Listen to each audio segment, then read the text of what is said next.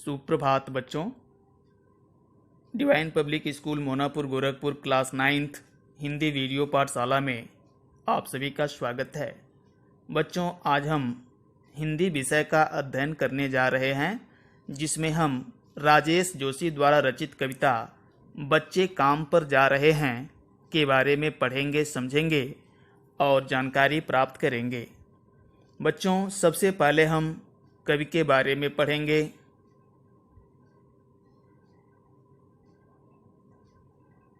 तत्पश्चात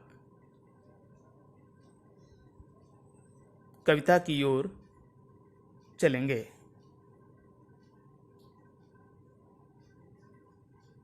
तो आइए बच्चों, हम कवि के बारे में पढ़ते हैं। कवि परिचय।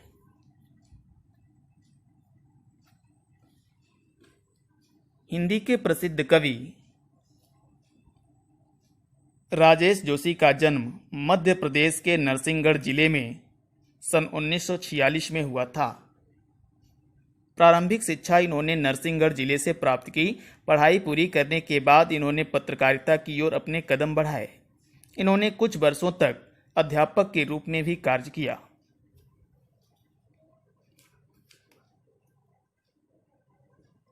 राजेश जोशी ने कविताओं के अलावा कहानियां, नाटक, लेख और टिप्पणियां भी लिखी। साथ ही उन्होंने कुछ नाट्य रूपांतर भी किए हैं, कुछ नाटकों के अनुवाद भी किए हैं, कुछ लघु फिल्मों के लिए पटकथा लेखन का कार्य भी किया। यानी इन्होंने टीवी धारावाहिकों में कहानी लेखन का भी कार्य किया है। उन्होंने भर्तृहरि की कविताओं की अनुरचना, भूमिका, कल्पतरु यह भी एवं मायकोवस्की की कविता का अनुवाद पतलून पहिना बादल नाम से किया है। कई भारतीय भाषाओं के साथ साथ अंग्रेजी, रूसी और जर्मन में भी राजेश जी की कविताओं के अनुवाद प्रकाशित हुए हैं। प्रमुख रचनाएं। आइए अब हम राजेश जोशी जी की रचनाओं को देखते हैं।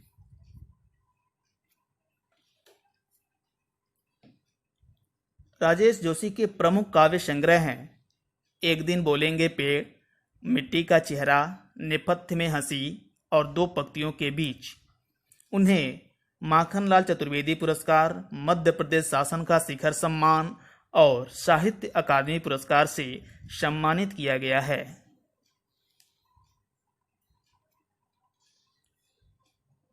साहित्यिक विशेषताएं। राजेश जोशी ने अपनी रचनाओं में समाज का गहनता से चित्रण किया है। उन्हें दुनिया के नष्ट होने का खतरा जितना प्रबल दिखाई देता है, उतने ही वे जीवन को बचाने के उपाय खोजने के लिए व्याकुल दिखाई देते हैं। हर जगह वे मनुष्यता को बचाने के लिए संघर्ष करते दिखाई देते हैं। भाषा शैली। जोशी जी ने अपनी रचनाओं की भाषा में स्थानीय बोलचाल की भाषा और बोलियों को अपनाया है। उनके हर शब्द की अपनी एक सार्थकता है और भावों को अभिव्यक्त करने में पूरी तरह से सक्षम हैं। छंदमुक्त होते हुए भी उनके काव्य में लयात्मकता का गुण विद्यमान है। उनकी कविताओं में लय और गति है। तत्सम तद्भव शब्दों के साथ साथ उर्दू फारसी के शब्दों का भी उन्होंने सफलतापूर्वक प्रयोग किया है।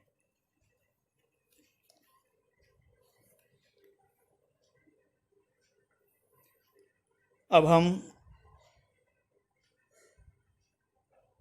पाठ के बारे में संक्षिप्त जानकारी प्राप्त करेंगे।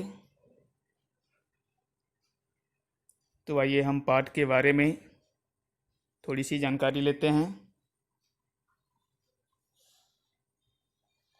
पाठ परिचय।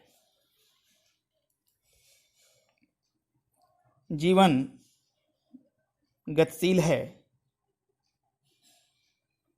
जो इस गति के साथ लय बनाए दौड़ा चला जा रहा है, वही प्रगतिशील है। इसलिए आबाल वृद्ध अर्थात बच्चे से लेकर बूढ़ों तक सभी एक अंधी दौड़ में दौड़े चले जा रहे हैं। बच्चों से तो जैसे उनका बचपन ही छीन लिया गया है। प्रस्तुत कविता बच्चे काम पर जा रहे हैं में कवि राजेश जोशी ने बच्चों से उनका बचपन छीने जाने पर अपनी गहरी संवेदना व्यक्त की है। कवि ने इस कविता में उस सामाजिक और आर्थिक विडंबना की ओर इशारा किया है जिसके कारण बच्चे खेल, शिक्षा और बचपन की उमंग से वंचित हैं।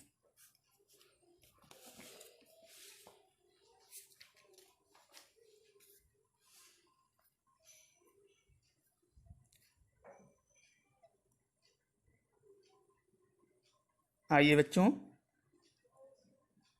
अब हम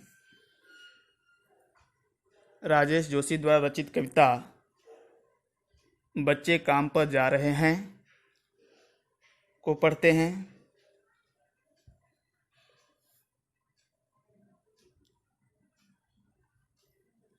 आप कविता की पंक्तियों पर ध्यान देंगे। कविता की पंक्तियां हैं। कोहरे से ढकी सड़क पर बच्चे काम पर जा रहे हैं। सुबह सुबह बच्चे काम पर जा रहे हैं। हमारे समय की सबसे भयानक पंक्ति है यह। भयानक है इसे विवरण की तरह लिखा जाना चाहिए इसे सवाल की तरह। काम पर क्यों जा रहे हैं बच्चे।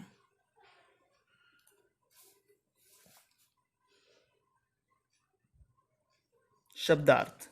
विवरण माने होता है हाल चाल, वर्णन, सामान्य या साधारण सी बात।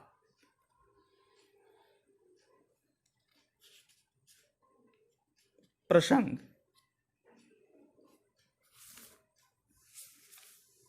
प्रस्तुत पद्यांश हमारी पाठ्यपुस्तक क्षितिज भाग 1 की राजेश जोशी द्वारा रचित कविता बच्चे काम पर जा रहे हैं से लिया गया है। आज के समय में जब बच्चों के चेहरे से उनका बचपन छीन-सा गया है, जरूरत ने उनके हाथों में कलम की जगह काम पकड़ा दिया है। राजेश एक प्रश्न उठाते हैं कि आखिर क्यों।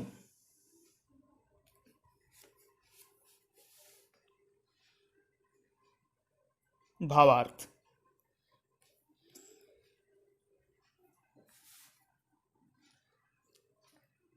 कोहरे से ढकी सड़क पर बच्चे काम पर जा रहे हैं सुबह सुबह।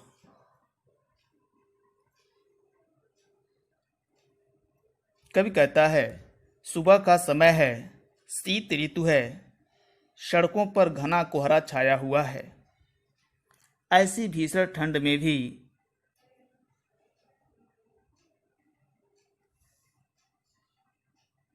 कुछ विवश बच्चे हैं जिन्हें रोजी रोटी कमाने के लिए काम करने जाना पड़ रहा है। होना तो यह चाहिए था कि वे बच्चे ठंड से बचने के लिए घरों में खेलते कूदते।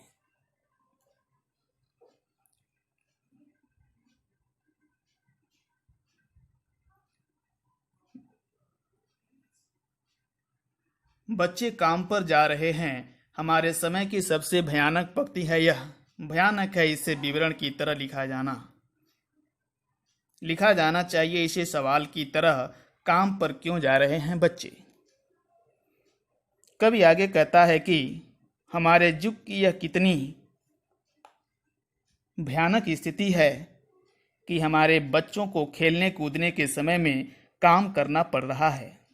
और इससे भी भयानक बात यह है कि उनकी इस भयंकर व्यवस्था को भी एक सामान्य विवरण की तरह ही समाज में देखा समझा जा रहा है। इसे एक सामान्य बात कहकर टाला जा रहा है।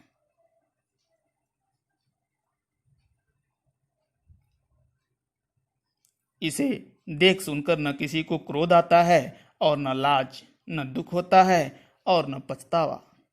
इसे एक भयावह समस्या के रूप में लेना चाहिए, एक गंभीर प्रश्न की तरह लिखा जाना चाहिए। लोगों को यह जानने का प्रयास करना चाहिए कि बच्चे जिनका बचपन खेल कूद और मौज मस्ती में बीतना चाहिए, काम करने, पेट पालने या रोटी कमाने के लिए विवश क्यों हैं?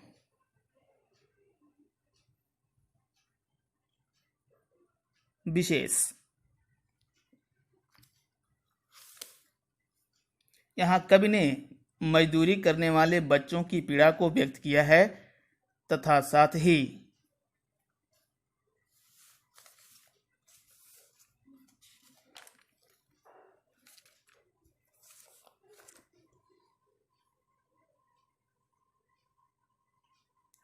कवि की गहरी संवेदना भी व्यक्त हुई है।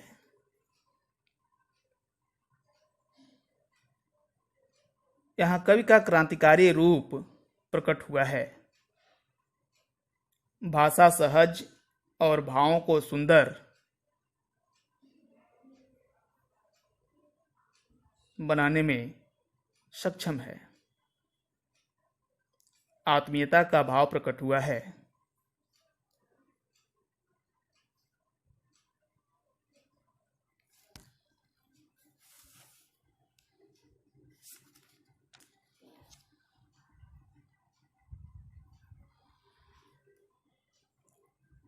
कविता की अगली पंक्तियां देखेंगे। अगली पंक्तियां हैं,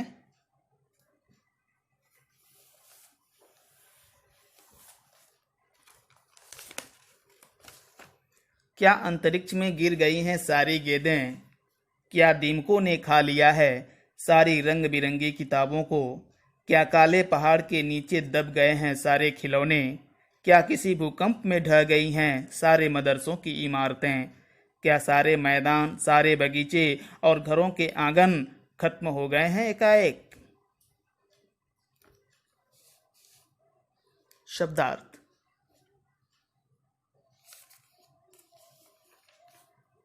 अंतरिक्ष, अंतरिक्ष माने आकाश। भूकंप, भूकंप माने भूचाल। मदरसा, मदरसा माने विद्यालय।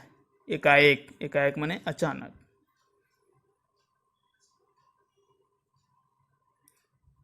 भावार्थ।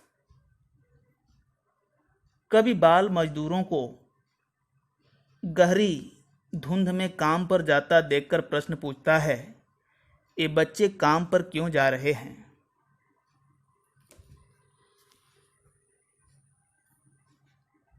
क्या इनके खेलने के लिए गेंदें अब नहीं बची? क्या सारी गेंदें उछलकर आकाश में समा गई हैं? इनके लिए क्या रंगीन किताबें भी नष्ट हो गई हैं? क्या इनकी पुस्तकों को दीमकें खा गई हैं?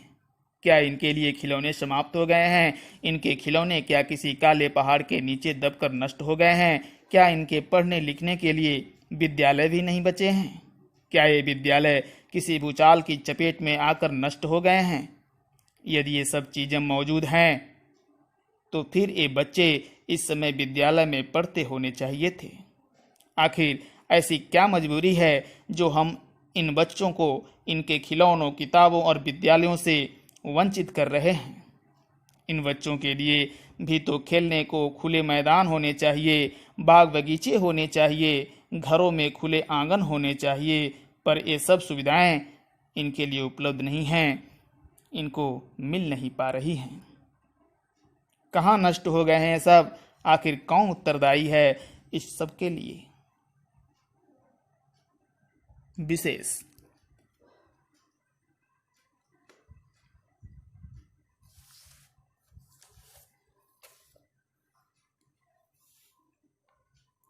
कवि का मजदूरी करने वाले बच्चों को उचित साधन न मिलने की व्यवस्था के प्रति आक्रोश प्रकट हुआ है। उनकी बेचैनी में आत्मीयता के दर्शन होते हैं। प्रश्न शैली का प्रयोग हुआ है जिससे काव्य में विशेष प्रभाव उत्पन्न हुआ है। तद्भव शब्दों के साथ विदेशी शब्दों का भी प्रयोग किया गया है।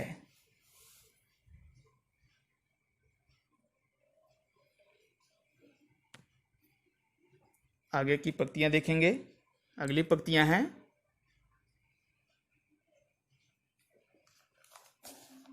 तो फिर बचा ही क्या है इस दुनिया में, कितना भयानक होता अगर ऐसा होता, भयानक है लेकिन इससे भी ज्यादा यह कि है सारी चीजें हस्ब मामूल। पर दुनिया की हजारों सड़कों से गुजरते हुए बच्चे, बहुत छोटे छोटे बच्चे काम पर जा रहे हैं। शब्दार्थ।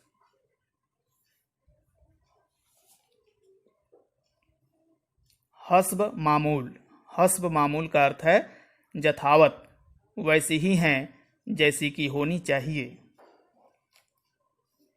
भावार्थ।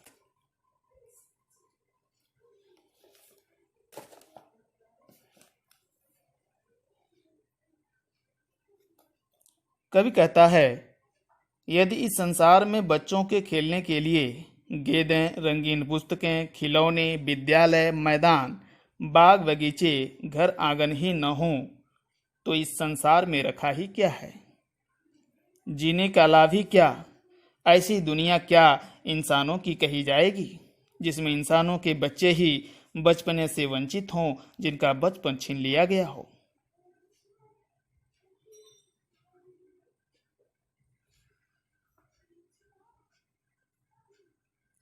कितना भयानक होता अगर ऐसा होता। भयानक है लेकिन इससे भी ज्यादा यह कि है सारी चीजें हस्ब मामूल।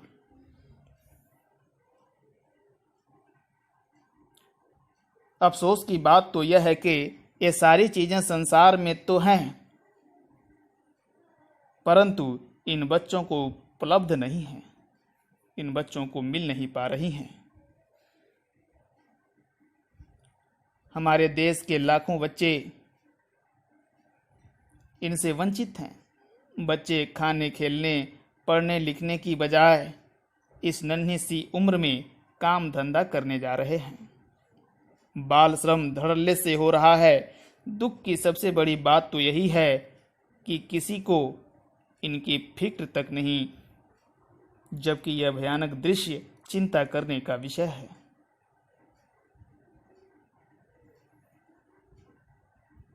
इस समस्या पर विचार होना चाहिए और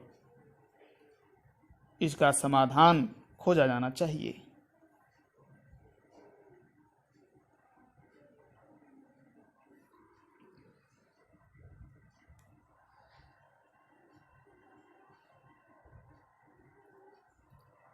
विशेष।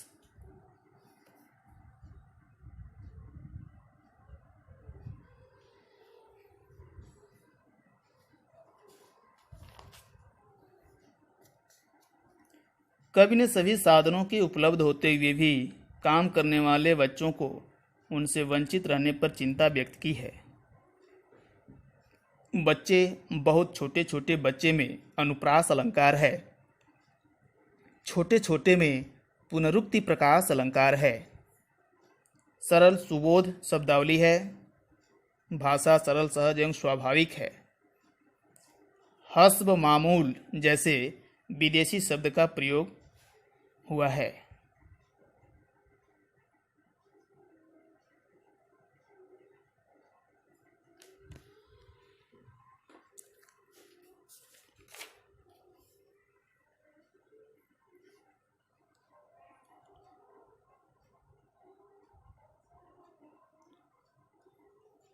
तो इस प्रकार कवि राजेश जोशी ने बच्चे काम पर जा रहे हैं कविता के माध्यम से बाल मजदूरों के प्रति समाज में जागरूकता लाना चाहा है।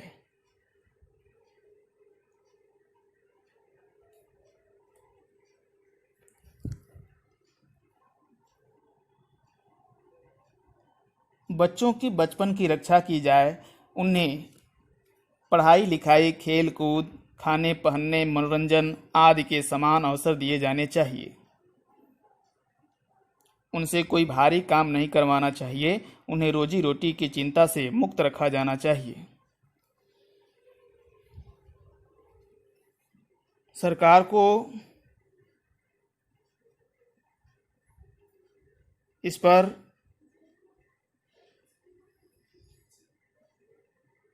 कठोर से कठोर कानून बनाने चाहिए तथा कठोरता से इसका पालन कराना चाहिए। समाज को सहानुभूतिपूर्वक ऐसे बच्चों के जीवन को सुधारने का प्रयास करना चाहिए।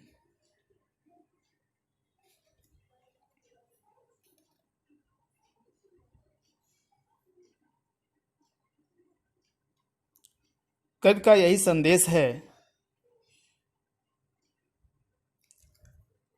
कि बाल मजदूरी को रोका जाए,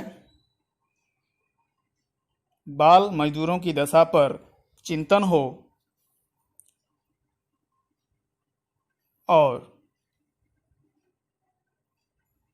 इस समस्या का समाधान खोजा जाए।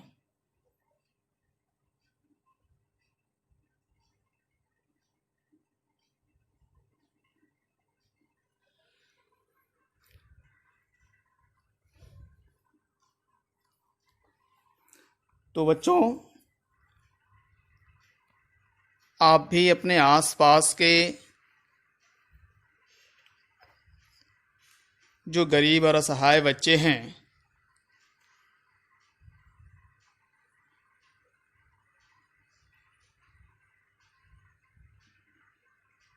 उनकी मदद के लिए हर संभव प्रयास करेंगे तथा अन्य लोगों को भी जागरूक करेंगे ताकि वे गरीब और असहाय बच्चे पढ़ लिख सकें, खेल कूद सकें,